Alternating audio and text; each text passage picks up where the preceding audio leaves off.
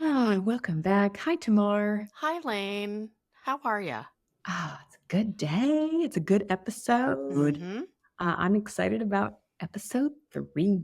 Yes, and we've talked about this before. Mhm. You may know it as triggers. We refer to it as sparks. So episode 3 is identifying and managing those sparks. So Sparks. grab your book, grab your favorite bevy, and get a group of friends and just sit down and follow along with us. And if you're brand new, I just want to suggest maybe going back to episode 0 or 1. Yes. You can definitely listen along if you don't have the book yet. 100% stay here with us and then order the book. So, yeah, identifying and managing triggers. Thanks for being with us. What's your trigger? What's your spark?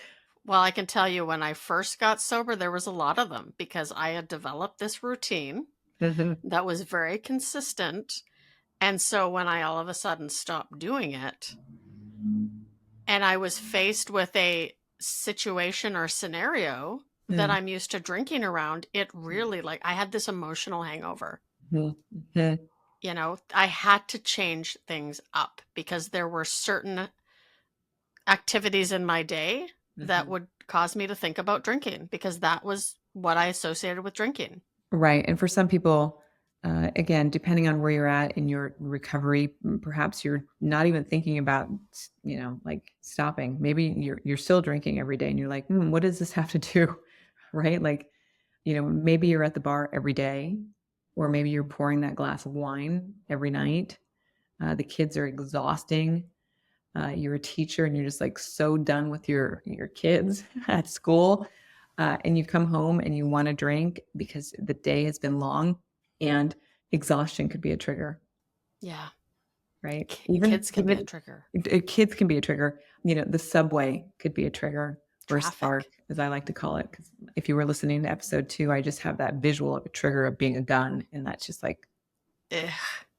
it's really hard for me to see that. Yeah. So I guess you have to begin with evaluating or investigating what those are. You have to like identify. And even if you're with us and you've been sober for 10 plus years, which we consider long term recovery, Right. we still have our sparks. Like there are still things, right? Right. For me, one of my sparks can be I've planned a day where I'm recording, I'm in the studio, I'm doing things, but the kids are home, Ugh. and everybody knows to be quiet, but Mhm. it doesn't happen. And that can set me into this spiral where I start to have these negative thoughts, Mhm. right? And it can be really dangerous. So I have to understand what those sparks are Mhm. so that, I just have to be aware of them. Yeah, I think it took me a long time to identify loneliness, Yes. and that is a really big spark for me. Yeah. And at this stage in my recovery, it's again, it's not about picking up and having a cosmopolitan or a bottle of wine or a bottle of anything. It's more about like hiding out, not connecting with others, not answering the phone, eating 3 brownies, Yeah. right? Just not being nice to myself or to other beings around me. So that's, loneliness, isolation is killer. Or it could And I be think, really back again to community and having that support system. And maybe you're reading this book with some friends. Like we mhm, encourage you, have it as a book club, right? Just go along and discuss what you're reading. But it's really important because I notice even with codependency, like when I step into these behaviors, it's mhm, often because I'm just feeling alone. And I think mhm, one of the gifts about having a recovery community or a sober community or mhm, a group of friends who are like-minded is it helps with that loneliness, right? You know in those times, hey, I'm really feeling lonely. Like there's been times where I'm like, I think I'm going to drive 15 minutes out of the way to go grab a pint of ice cream mhm. because I'm lonely right now. Yeah. Where if I just think, hey, you know what? I'm going to call a friend. I'm feeling a little lonely. It goes away, right? So it's having that awareness, I Mhm, think, is really important of what those sparks are for you. mhm. Call a friend for 500, Call a please, friend for 500, my favorite. please. Yep. So this chapter, we're talking right now about chapter 3, if you're following along. Hmm. And there's a great personal story in here with James. You know, his story, I think really kind of digs into the hiding and hard work and just not being very present. So that's a really great story to connect with. And what else do we want to talk about here in chapter 3? I think that's relevant to this idea around sparks. Well, we have a couple of exercises that are really pertinent, Hmm. right? So I suggest doing some of the exercises that are in this chapter. And one other thing that I want to just kind of brush up against is embracing vulnerability, Mm, right?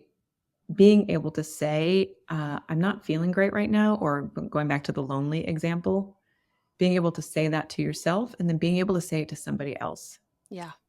right? And showing where you're at on your journey. And again, you could be 20 years into recovery and you're just, you know, maybe you just got a divorce, or maybe your kids are just now going off into school, right? To college, and you're an empty nester. And it's like, that could be a really good time to drink. Yeah. So, embracing the tool of vulnerability could be really important as you navigate this phase of your personal development in sobriety. And we have some really cool in chapter 3. It starts on page 45 where it shows you unhealthy response strategies. So Mhm. maybe if we've been sparked, something's got brought up, you can read through that list. And then it also gives you some alternative healthy responses. Yeah. So some extra tools that you can utilize there. I think this chapter is just it's a bigger chapter. It is a big chapter. So go through it, slowly, page by page, uh, and just talk about it. Send us an email and say, "Hi, I'm thinking about this. Hmm. What do you think?" I think that would be a really great thing to do. And in chapter 4, we start to talk about the network of people, Yes. which is everything. I mean, you're pro community, Tamar. Let's I get am into it. pro community, and it's not just hanging out with sober people, it's Mm-mm. hanging out with the right people. Correct. I had heard something in early recovery that is, spend time with people who you want what they have. Yeah. But then I actually heard later on, spend time with people who have what they want. Yeah. Right. And That's I, it. I really, that resonated with me because I'm like, when I look at somebody, are they doing what they love? Like, we're not Mhm. always obviously 24/7 doing Mhm. that stuff, Mhm. but is that person going for, what they want in life and doing really cool things? Like, I want more of that.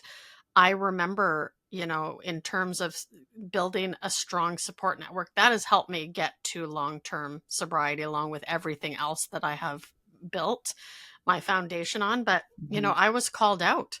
I got sober with probably about 20 people. And I remember a mentor of mine said, "Hey, you're hanging out with all these new people that are doing the same things that they were, but without alcohol.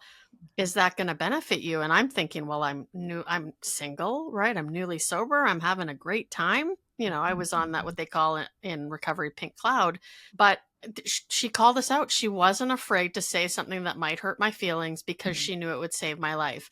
And I'm so grateful I listened, because the reality is, and this is why this book is so important and why there's not just one way to get sober, is that all those people, there's about 20 people, they're no longer with us, Yeah. right?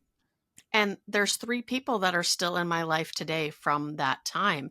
So it is really important Yeah. to understand your triggers and have a really great support network. So yeah, I'm big on the community. Right. And so for our listener who perhaps is afraid of community, right, and doesn't even know where to get community, or, Alcoholics Anonymous didn't work for them, right? Because that's a possibility. I know many people in the recovery world are are turned off by these groups and they don't want anything to do with them. And, I always talk about being able to identify with others who share common values Yes. or common goals. So jumping into a group of people who could be travelers, sober people who travel, Hmm. or they identify and label themselves as non-alcoholic drinking people, right? Hmm. So I bring that up because people get so stuck with like the community is going to be AA Yeah. or it's going to look like this, when there are so many options now for people. There are so many different communities. Women in recovery is a great example of a community that are not identified as AA, and I'm air quoting here if you're listening to the podcast. You can see us on YouTube, but right now. So just finding that common shared value or goals is going to be really important. And if you don't know where to search that out, online is a great place to look. We have some resources in the back of the book. Back of the book, yeah. So you go to the back of the book. Mobilize Recovery is a part of, an organization that I would say would be a great resource.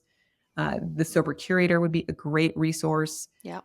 Just there are these communities out there for you. I promise. Use the resources that we have available. I mean, there's so many, and make sure, go through the exercises that are in each of the chapters, because those will definitely help you along. And we have lots of ideas, right? And you don't have to use them all. I think it'll become very overwhelming if you do. Yes. But just pick what works for you. Read through it. If something resonates, try it. It's really building new little habits that is going to help in the long run. Right. So I want to wrap up with saying, identifying your sparks, triggers, building relationships takes time. Yeah. It takes an act of courage to be thoughtful and do that inside work. It takes putting the pen to paper, or the fingers to the tablet or the computer to take notes on yourself. So be courageous today and just kind of dig in and investigate who you are and who you want to be for your future self, right? Who's your future sober self? What do they want?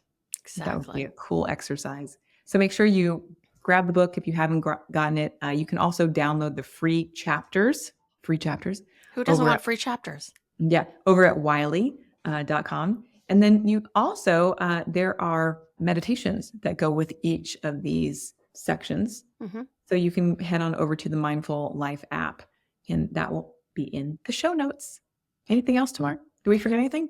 No, I think that about covers it. Wraps it up. Go through the book, grab the book with some friends. Like, we really recommend doing this together. If you don't, that's okay. Just tune into us and follow along, and we'll guide you through. So our next episode is going to be on cross addiction, swapping one poison for another. I hope you'll join us for episode 4. Tamar, thanks so much for hanging out.